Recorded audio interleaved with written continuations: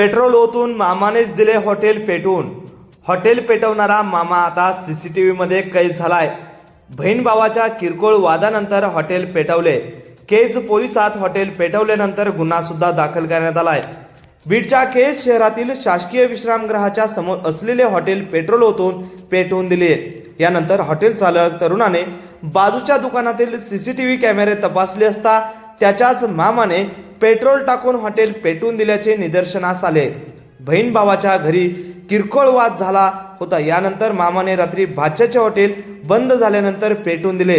यामध्ये लाखो रुपयांचे साहित्य जळून खाक झाले आहे। या प्रकरणी केज पोलिसात मामा गोविंद कोंबडे विरुद्ध गुन्हा सुद्धा दाखल करण्यात आला आहे।